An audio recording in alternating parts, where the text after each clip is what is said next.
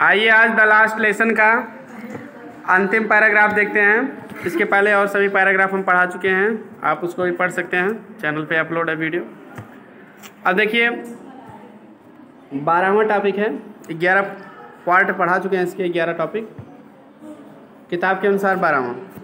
But he had the courage to hear every lesson, लेकिन he had मतलब उनके पास था, करेज में साहस, टू हियर में सुनने का, एवरी लेसन प्रत्येक पाठ को, to very last, to the very last माने बिल्कुल अंत तक, बहुत अंत तक, बहुत अंत तक मतलब बिल्कुल अंत तक। लेकिन उनके पास प्रत्येक पाठ को बिल्कुल अंत तक सुनने का क्या था, साहस था। किसके पास? जो एम हैमल थे लेखक के टीचर, भाई उनके वाहन वगैरह पैक करके सर सामान को लेके जा रहे थे, उनके द्वारा चलने की आवाज़ थी, सभी सुनकर बहुत क्या हो गए थे, भावुक हो गए थे ना कि कल चले जाएंगे, उनको छोड़ के जाना था। लेकिन फिर भी कह रहे हैं कि प्रत्येक पाठ को उनके पास सुनने का जो है बिल्कुल अंत तक सुनने का क्या था, साहस था। ठीक, मतलब वो अपना कर्तव्य जो है टीचर का करने से पीछे नहीं हटने वाले थे उस दिन। तो ये कह रहे हैं कि but here the courage to hear every lesson to the very last, लेकिन जो है उनके पास जो है प्रत्येक पाठ को बिल्कुल अंत तक सुनने का साहस था। आफ्टर द राइटिंग माने लिखने के बाद, राइटिंग मीन्स लिखना या लेखन, लेखन के बाद, we had a lesson in history, हमारा एक इतिहास का पाठ हुआ। And then the baby chanted, और फिर बच्चे, चैंटेड माने बोले, क्या बोले? देर माने अपनी आवाज़ में बा बी बो बू ये सब करके जैसे बच्चे बोलते हैं ना, बा बे बी बो बू ये सब बोले। Down there at the back of the room, तो बैक में से होता है पीछे, ठीक है। तो इसका मतलब ये होगा कि कमरे के पिछले, ठीक है, पिछले छोर पर, डाउन मतलब नीचे, डाउन बैक मतलब वही पिछले छोर पर, देर माने वहाँ पर, at the room back of the room, कमरे के पिछले छोर पर। अब कह रहे कि the old Houser had put on his spectacled, old Houser ने पुट ऑन माने होता पहनना होता है, पहन रखे थे हिज स्पेक्टिकल्स माने अपना चश्मा पहन रखे थे। तो कमरे के पिछले छोर पर मिस्टर हाउजर ने अपना चश्मा क्या किया था, पहन लिया था या पहन रखा था।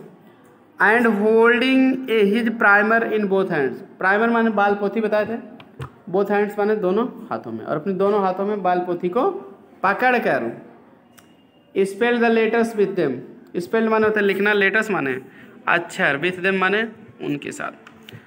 तो मतलब कह रहा है कि उनके साथ के मतलब अपने दोनों हाथों में जैसे पोथी को पकड़ कर क्या किए, अक्षर को क्या किए, लिखे। ठीक, स्पेल माने होता है अक्षर लिखना, लेटर्स विथ देम उनके साथ। यू कुड सी, आप देख सकते थे, आप देख सकते थे, दैट की ही टू, वह भी, वाज क्राइंग, रो रहे थे, हिज वॉइस, आप देख सकते हैं कि वह भी क्या कर रहे थे, रो रहे थे। ठीक, कौन? टीचर एम हैमल रो रहे थे। हिज वॉइस ट्रेम्बल्ड, उनकी आवाज़ ट्रेम्बल माने कांपती थी, विथ इमोशन माने भावना के साथ, इमोशन मीन्स भावना, उनकी भावना के साथ या भावुकता बस उनकी आवाज़ क्या करती थी, कांपती थी। And it was so funny, ठीक है, फनी माने होता है हास्यात्मक, क्लियर, और यह इतना हास्यास्पद था, और फनी मीन्स विचित्र भी होता है, मजाकिया भी होता है, तो यह इतना हास्यास्पद था, टू हियर हिम, उन्हें सुनना इतना हास्यास्पद था, दैट की we all wanted to laugh, हम सभी हंसना चाहते थे, एंड क्राई, और रोना चाहते थे, क्राई मीन्स रोना या चिल्लाना, कि हम सभी हंसना और रोना चाहते थे। मतलब ये थे फनी मतलब विचित्र या हास्यास्पद, इतना विचित्र था, हास्यास्पद था कि हम सभी हंसना भी चाहते थे और रोना भी चाहते थे। Clear? How will I remember, अरे हाउ विल आई रिमेंबर, मुझे यह कितना अच्छे ढंग से याद है, दैट लास्ट लेसन माने वह अंतिम पाठ। तो लेखक कह रहा है कि वह तो अंतिम पाठ मुझे कितना अच्छे ढंग से याद है, अच्छे ढंग से इनको लेखक को क्या है, याद है। फिर कह रहा है कि ऑल एट वंस, ऑल मतलब पूरी तरह से, एट वंस माने अचानक, द चर्च क्लॉक माने होता है गिरजा घर की घड़ी, स्ट्रक 12 माने 12 बजाए, तो अचानक जो है करें कि गिरजाघर की घड़ी ने कितने बजाए, 12 बजाए। मतलब जो गिरजाघर में घड़ी लगी थी उसमें दीवार घड़ी, तो उसमें देखा गया कितने बजे थे, 12। देन द एंजलस, एंजलस माना होता है प्रार्थना। फिर तब एंजलस नामक प्रार्थना की घंटी बजी। तो गिरजाघर में जो प्रार्थना होती थी उस प्रार्थना का नाम था एंजलस, ठीक है ना। तो एंजलस नाम की प्रार्थना होती थी। एट द सेम मोमेंट माने उसी क्षण, the trumpets of the प्रोसी, trumpets माने होते तुरही, तुरहियाँ। तुरही एक प्रकार का बाजा होता है, जैसे किसी के जीत उत पर बजता है, रामायण वगैरह देखते हो, महाभारत, तो कोई युद्ध होता है ना, तो ऐसे बजता है, ठीक है। तो फिर युद्ध समाप्त होने पर भी वो बजता है। क्लियर। विजय प्राप्त करने पर या शुरू होने पर युद्ध बढ़ता है। फिर जो है कह रहा है कि एट द सेम टाइम, ठीक उसी क्षण या उसी समय, the trumpets of the Prussian, trumpets में तुरहियाँ, आप प्रोसियन माने प्रोसिया के, प्रोसियन मतलब प्रोसियंस है ना, प्रोसियंस में प्रोसिया, प्रोसियन सोल्जर, प्रोसियन सैनिक, प्रोसिया के सैनिकों की तुरहियाँ, प्रोसिया के सैनिकों की तुरहियाँ रिटर्निंग फ्रॉम ड्रिल, तुरहियाँ बजी और कब बजी थी, returning from the drill. Returning माने तो वापस आना, ड्रिल माने होता है सैनिक अभ्यास, ठीक है ना। तो मतलब कि साउंडेड माने क्या होता है, बजना। तो देखिए एट द सेम मोमेंट उसी क्षण, the trumpets of the Prussian, Prussia के सैनिकों की तुरहियाँ returning from the drill, drill से लौटते हुए, उन्हीं की युद्धाभ्यास से लौटते हुए प्रोसिया के सैनिकों की तुरहियाँ साउंडेड माने बजी, बज रहे थे, उस समय बजने की आवाज़ आ रही थी, अंडर आवर विंडोज, हमारी खिड़कियों के नीचे। तो कहने मतलब साउंडेड अंडर आवर विंडोज, हमारी खिड़कियों के नीचे जो है बजती हुई सुनाई दी। तो पूरे का मतलब हो जाएगा, ठीक उसी समय ड्रिल यानी कि सैनिक अभ्यास से लौटते हुए प्रोसिया के सैनिकों की तुरहियाँ हमारी खिड़कियों के नीचे बजती हुई सुनाई दी। फिर आगे कह रहे हैं कि M Hamel stood up, M Hamel stood up माने खड़े हो गए, बेरी पेल, और बहुत वो पीले पड़े हुए थे, खड़े हुए उस समय उनका चेहरा कैसे था, पीला पड़ा हुआ था। इन ए चेयर, अपनी कुर्सी पर, तो अपनी कुर्सी पर वो पीले पड़े हुए खड़े हो गए। आई नेवर सा हिम, ठीक है, तो अपनी कुर्सी पर खड़े हुए थे, तो उस समय बहुत पीले पड़े हुए थे वो। तो वही कह रहे हैं कि मिस्टर हैमल स्टूड, अब खड़े हो गए, वेरी पेल, उस समय बहुत पीले पड़े हुए थे, इन ए चेयर, अपने कुर्सी पर खड़े हुए। आई नेवर सा, तो हिम लुक सो टाल, मैं उन्हें कभी नहीं देखा था, लुक माने देखा था, सो माने इतना, टाल माने यहाँ होगा आत्मविश्वासी, लंबा नहीं होगा, मैं उन्हें कभी इतना आत्मविश्वासी नहीं देखा था, मतलब उनके अंदर जो इतना आत्मविश्वास था। हाँ, कह रहे हैं आगे, माई फ्रेंड, मेरे दोस्तों, सेड ही, उन्होंने कहा, कौन कहा, मिस्टर एम हैमल ने कहा कि मेरे दोस्तों, आई मैं, आगे नहीं बोल पा रहे हैं मैं के आगे, ठीक है।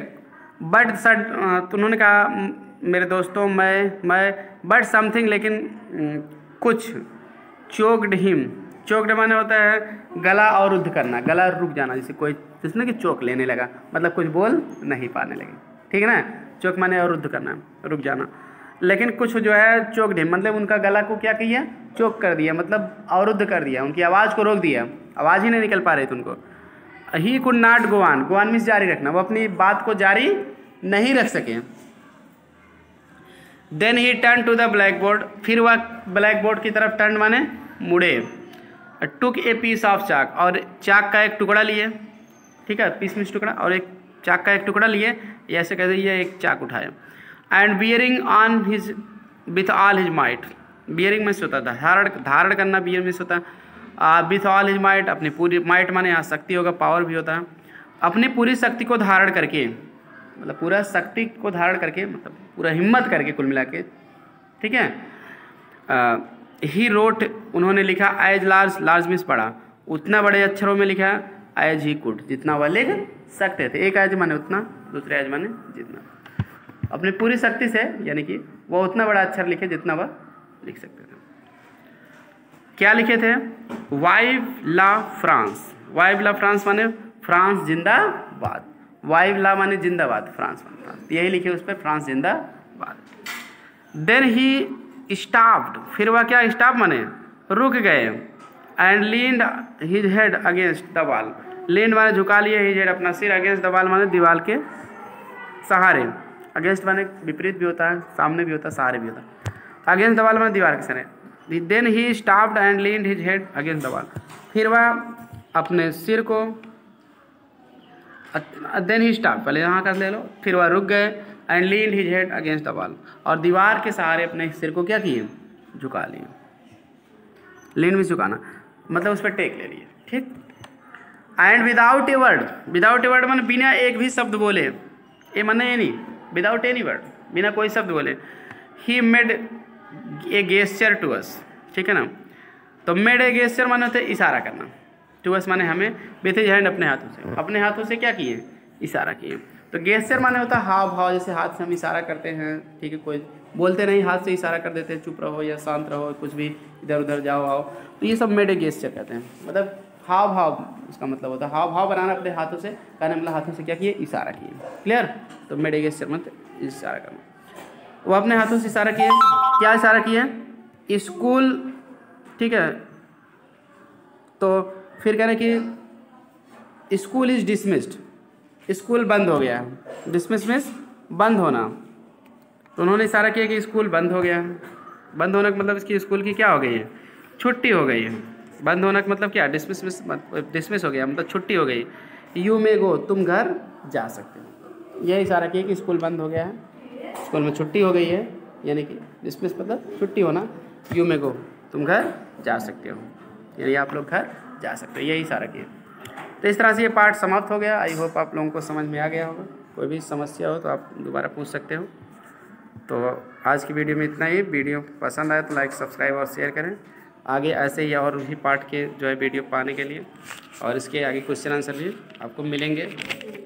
परीक्षा वाले सारे क्वेश्चन आंसर आपको हम करा देंगे जो भी इम्पोर्टेंट रहेंगे।